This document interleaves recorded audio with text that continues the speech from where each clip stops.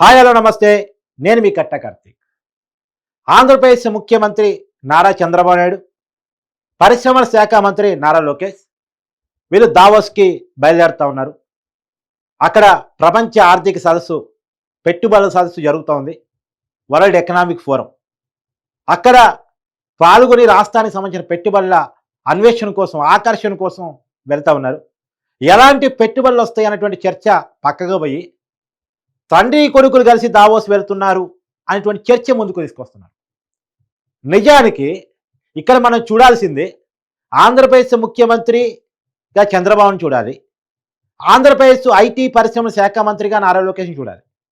వాళ్ళు తండ్రి కొడుకులు అయితే కావచ్చు కాక, ఒక రాజకీయ పార్టీ నుంచి ఇద్దరు ఎమ్మెల్యేలుగా ఉన్నారు, వివిధ శాఖలకి ఒక ఆయన ముఖ్యమంత్రిగా, ఇంకొక ఆయన మంత్రిగా ఉన్నారు. ఇప్పుడు తెలంగాణలో రేవంత్ రెడ్డి ముఖ్యమంత్రి హోదాలో పరిశ్రమల శాఖ మంత్రిగా శ్రీధరబాబు, ఆ ఇద్దరు కలిసి ఎలా వెళ్తున్నారు, ఆంధ్రప్రదేశ్లో కూడా అలానే వెళ్తున్నారు.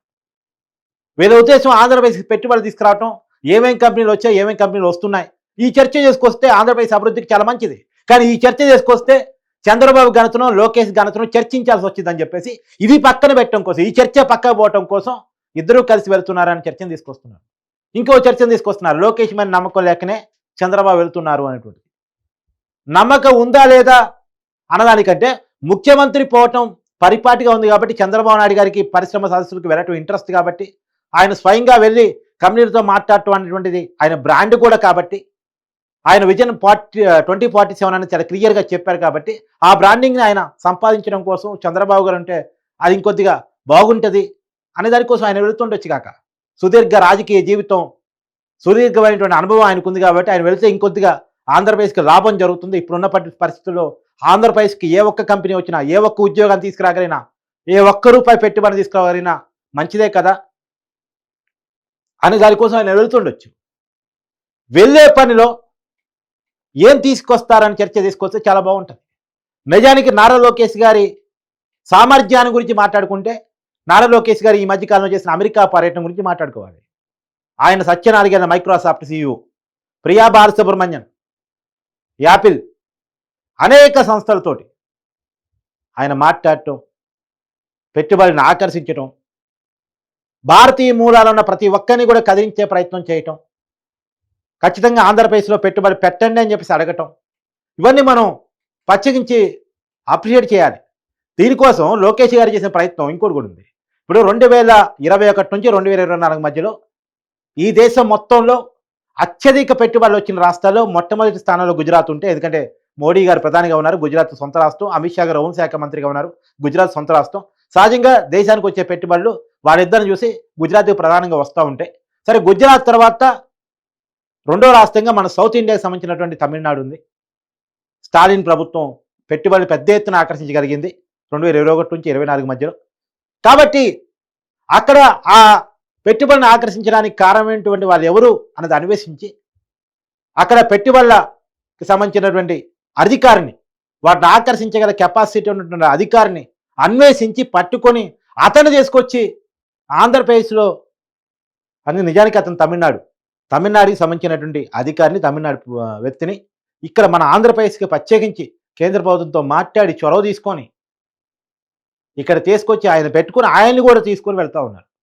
ఇవన్నీ మాట్లాడితే లోకేష్ గారి కెపాసిటీ గురించి చర్చ పెట్టాల్సి వచ్చిందని చెప్పేసి భయపడుతున్నటువంటి వైరుపక్షాలు, విపక్షాలు ఇవాళ బాబు గారు, లోకేష్ గారు వెళుతున్నారు, లోకేష్ గారు మేము నమ్ముకోలేక బాబు గారు వెళుతున్నారు, ఈ మాటలనే మాట్లాడుతున్నారు. ఇవాళ వైజాగ్లో TCS ల్యాండింగ్ అవుతుంది. ఒక్క రోజులో ప్రధానమంత్రి చేత 2 లక్షల కోట్ల పెట్టుబడులు ఓపెనింగ్ జరిగాయి. 2,08,500 కోట్ల రూపాయలు. ఇక్కడ లోకేష్ గారి సామర్థ్యం మీరు కనపడుతుందో లేదో వాళ్ళకి నాకు తెలియదు. కానీ తర్వాత 1,00,000 కోట్లతోటి BPCL కంపెనీ, సౌదీ శుద్ధి కర్మాగారంతో కలిపిన పెట్టుబడి రాబోతుంది ఆంధ్రప్రదేశ్కి. ఇక్కడ లోకేష్ గారి ప్రాతినిధ్యం కనపడుతుందో లేదో మరి వాళ్ళకి.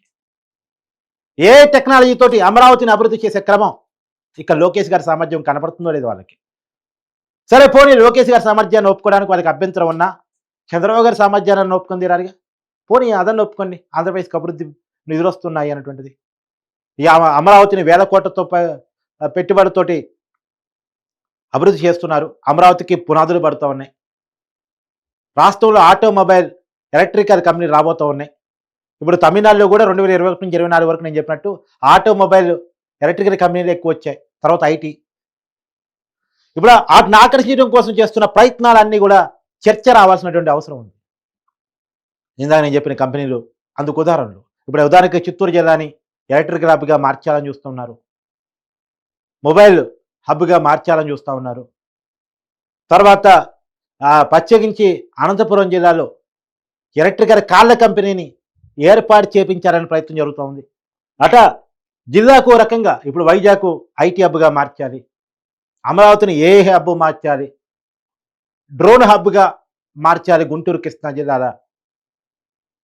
ఇలా ఒక్కొక్క జిల్లాకి ఒక్కొక్క దాన్ని పెట్టుకొని అక్కడ దేన్ని తీసుకొస్తే ఏ రకమైనటువంటి పెట్టుబడి తీసుకొస్తే ఆ జిల్లాకు ఉపయోగం జరుగుతుందని చెప్పేసి అధికార వికేంద్రీకరణ చేస్తూ, పరిపాలన వికేంద్రీకరణ చేస్తూ ముందుకెళ్తున్నటువంటి క్రమంలో దాన్ని అప్రిషియేట్ చేయాల్సినటువంటి అవసరం ఉంది. ఇప్పుడు దావోస్ నుంచి కూడా ఎలాంటి పెట్టుబడులు వస్తాయి అనేటువంటిది అందరిలో చర్చ రావాల్సినటువంటి అవసరం ఉంది. మరి ఏ రకమైన పెట్టుబడులు వస్తాయి, ఏంటి, ఏ కంపెనీలతో ఒప్పందాలు కుదిరితే ఎంత మేరకు పెట్టుబడులు పట్టుకొస్తారనేటువంటి మాత్రం అందరూ చూస్తా ఉన్నారు. చూద్దాం.